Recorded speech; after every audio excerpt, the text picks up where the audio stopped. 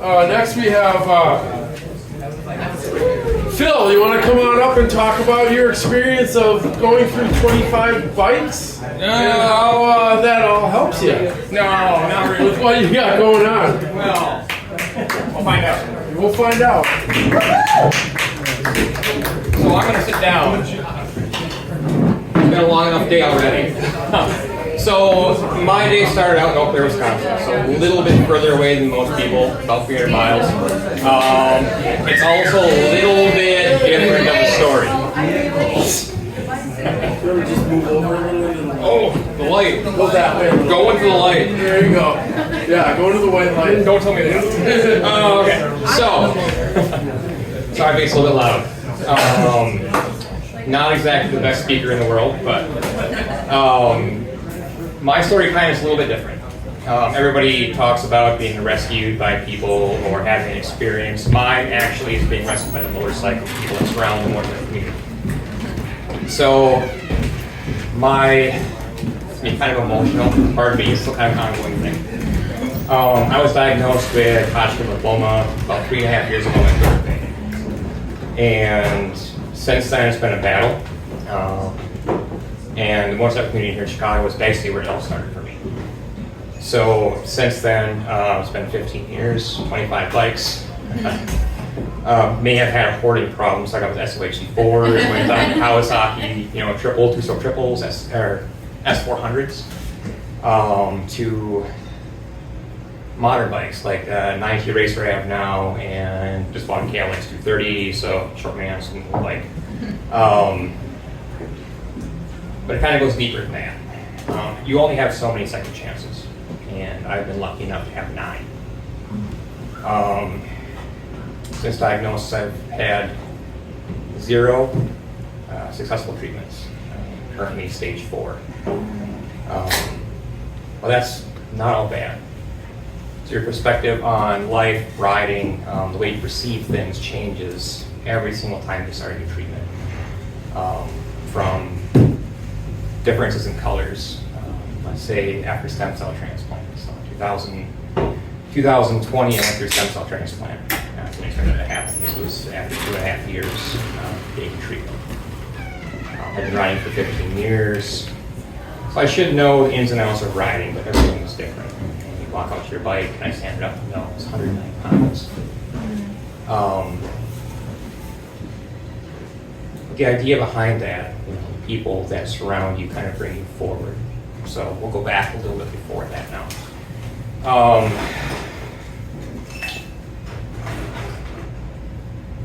Where should I start? So many people in this room, it's going to make it a little bit easier for me. Yet again, it's not that great at talking. Have been there through the very beginning. Motoblot was actually not Motoblot, actually mine was Rockers, and Crash was there at that point in time, was my first introduction here in Chicago to motorcycles and motorcycles in general. Fell in love with the idea of just riding and actually being part of the motorcycle community, and kind of flew off the hooks. So this was back when SOHC Hondas were a dime a dozen, so you could buy them, $200-300, you got a bike, you can, put them in your storage unit, save them for later, and that became a little bit of an issue. On to the next bike, and on to the next one. Never finished them, just sat there, like dust. Well, one thing led to another. Started building, and a lot of that came down to just the inspiration from the community itself. People driving you forward.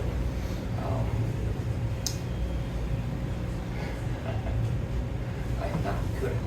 Great. You're doing great.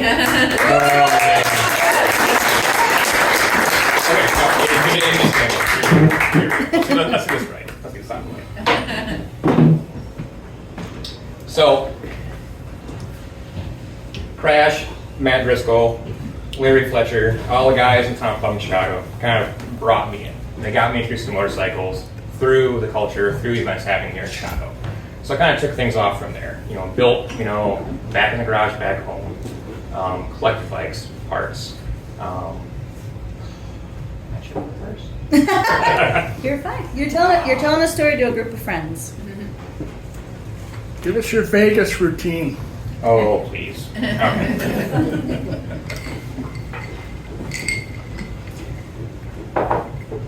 I'll go straight to the big things.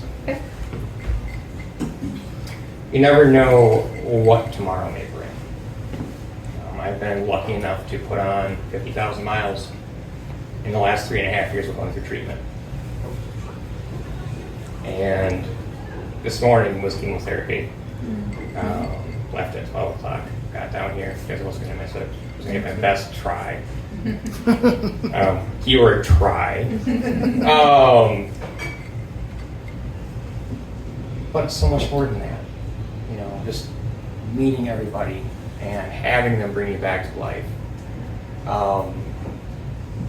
Going through stem cell transplant and then being told that, well, it's going to be rough for the next few months, and then having them bring you back twice, 9 forms of treatment.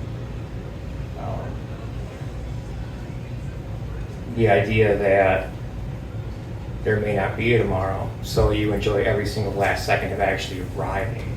When a blue looks different, you start mapping out things actually, because you forget, you literally forget how to use the GPS. Which bikes do you ride? Which bike? Well,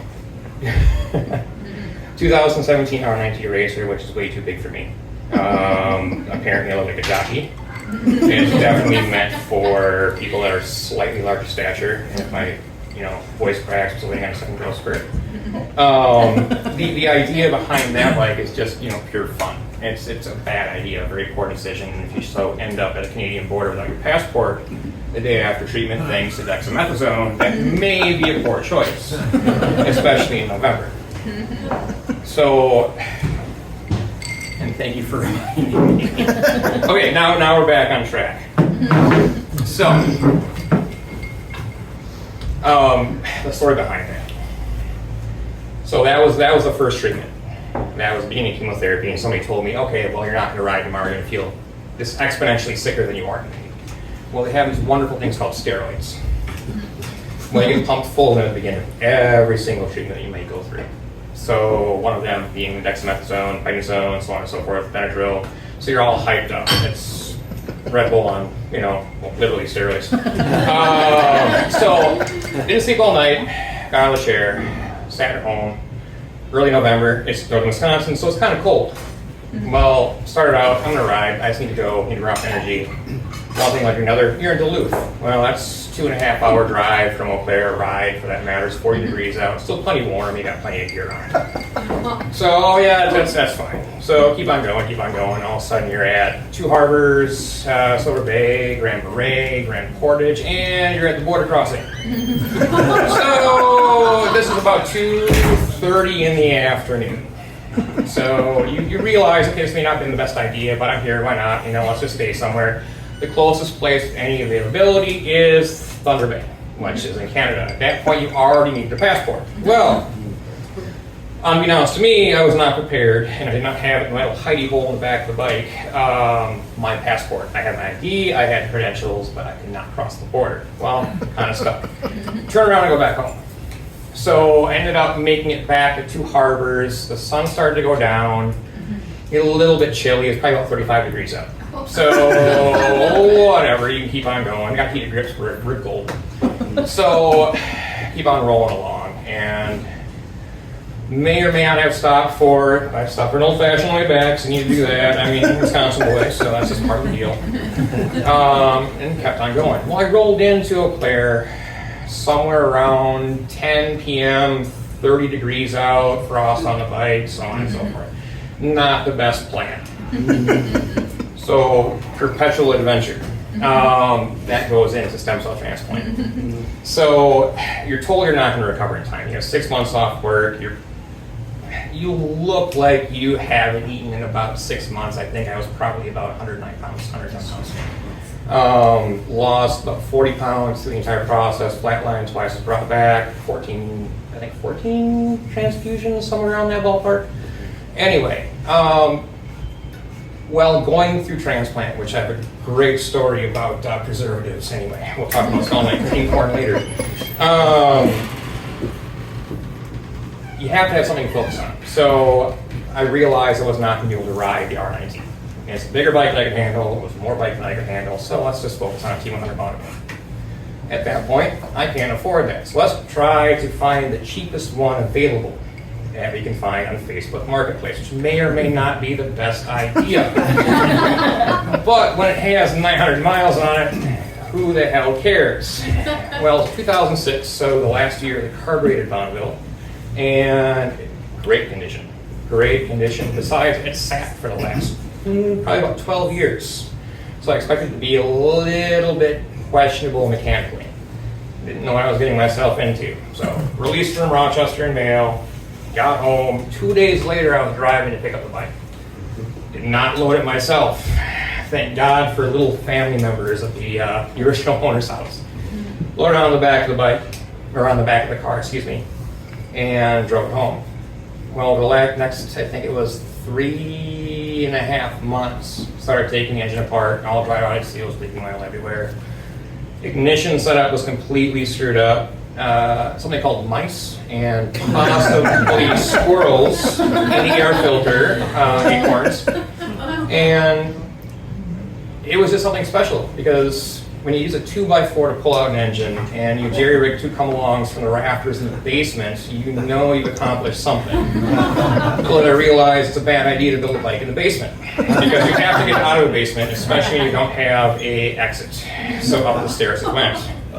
So called my dad, 74 years old now. Not doing the best, I think, physical shape, but doing pretty dang well for 74. We attempted it once, and I didn't end up pinned against a pillar or one of the pylons in the basement, but he sure did. I was on the front of the bike, he was on the receiving end. So that was definitely an adventure. So the goal behind that build was actually to go and ride that same route that I rode before I went to stem cell transplant. And it was early May. Well, not much changes.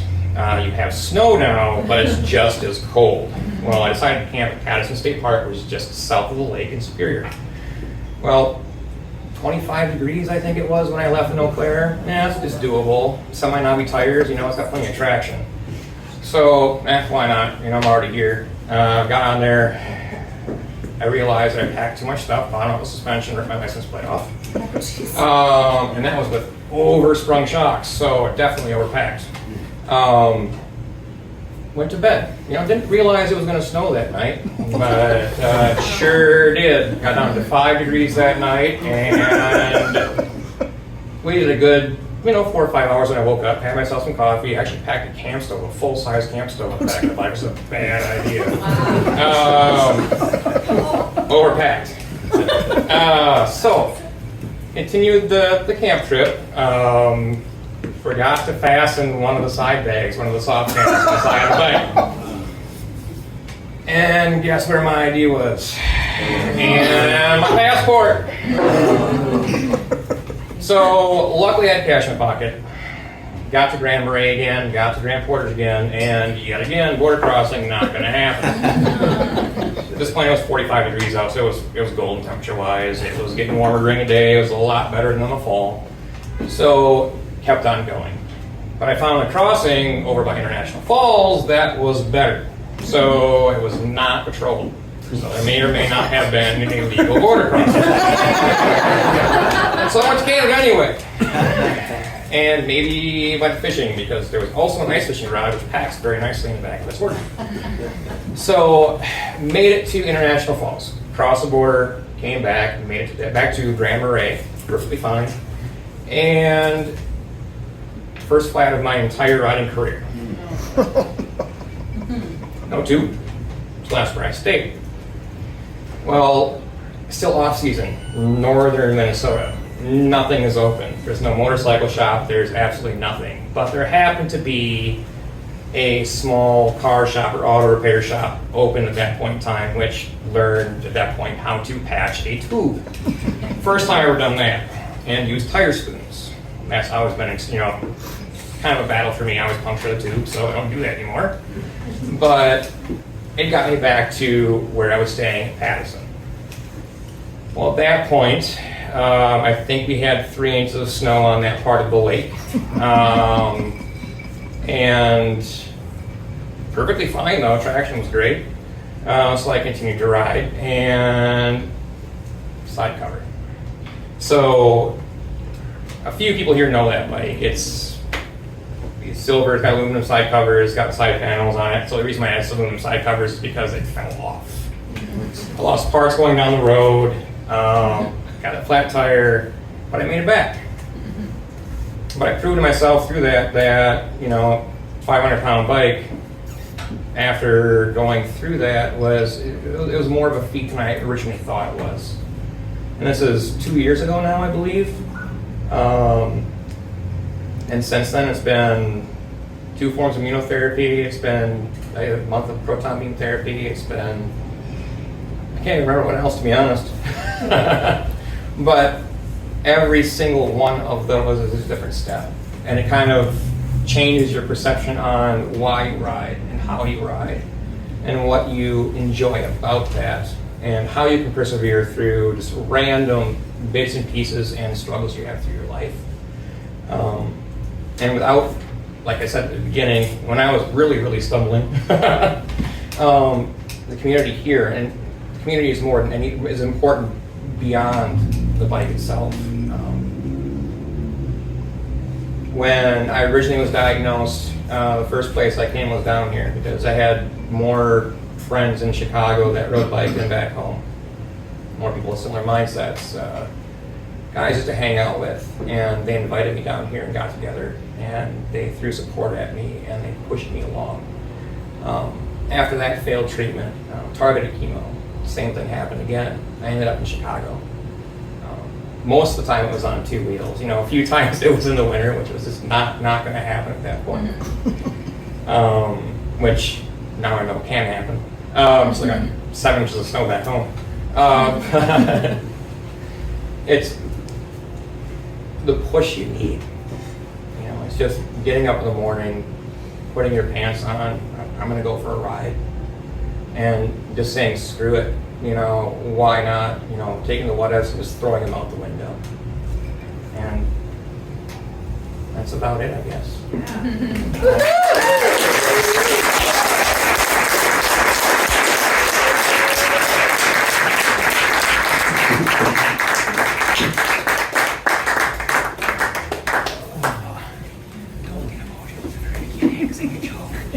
All right, let's hear it for Phil again.